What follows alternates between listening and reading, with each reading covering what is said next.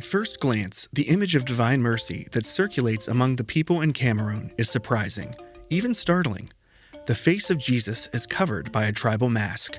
But to the people in the West Central African nation, it makes perfect sense, as a mask represents the person we wish to become.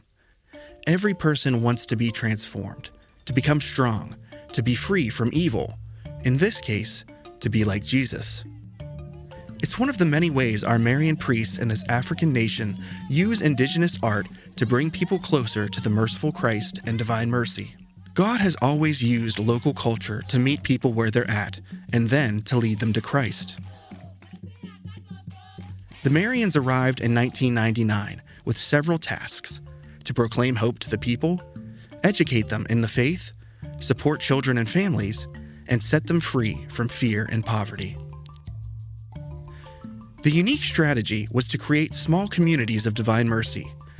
They organized and trained a group of catechists who, like the disciples of old, were sent forth to spread the good news. It is teaching the teachers.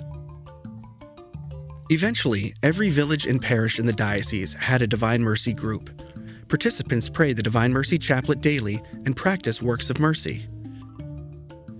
Cameroon has more than 250 local tribes, and relations are not always cordial. But our Marians find that the message of divine mercy breaks down barriers, as reconciliation, forgiveness, and compassion brings people together. A focal point is the Shrine of the Divine Mercy, the only Catholic shrine in Cameroon, established in Attock in 2004. Pride of place is given to the image of divine mercy, blessed by Pope John Paul II and sent to Attock by Father Seraphim Mikolenko.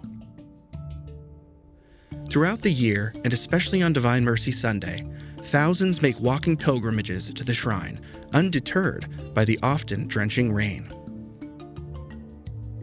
Thanks to the generosity of the Marian Helpers from the United States, the Marians have restored the parish church in Attock and built a formation center with meeting rooms and kitchens for retreats and a home for orphans and handicapped adults where they can learn a trade and receive a basic formation necessary for independent life. The center trains catechists who return to their villages and teach their neighbors about the faith.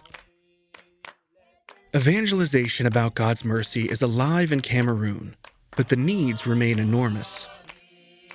Father Francis Philippiak, one of our Marian priests in Cameroon, beautifully sums up this Marian mission by saying, "A desire grew in my heart to work here because the poverty shook my heart. I want to help the poor somehow, not to leave them alone."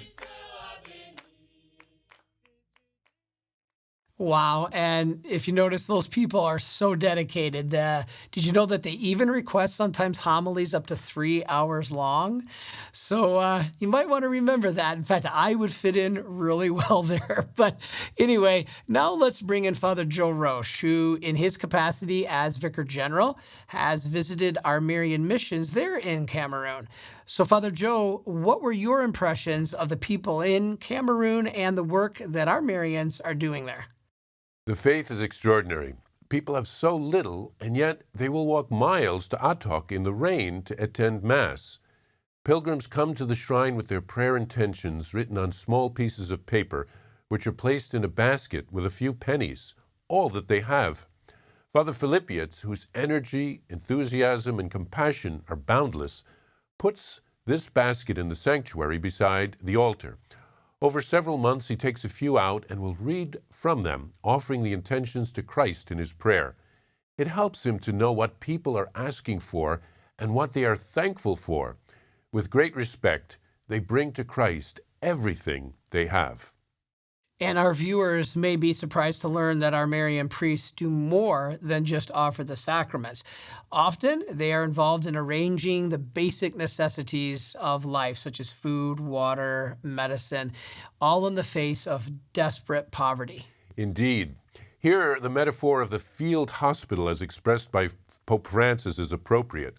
The Holy Father says the thing the Church needs most today is the ability to heal wounds and to warm the hearts of the faithful. It needs nearness, proximity. You have to heal the wounds. Then we can talk about everything else. And you have to start from the ground up. In places like Cameroon, our Marians must first heal the body, then the soul. Offering basic needs and compassion to the people builds trust and opens hearts to the mercy of God. You know, in spite of daunting circumstances, the Catholic Church is growing in Africa. So why there and not so much in the West? The people in Africa have so little. They are not as distracted by the secular culture as we have in the West. Life is very hard, but also simple. The hearts are perhaps more open to the mercy of God. They can hear God's words more clearly, and they're not afraid to seek His mercy.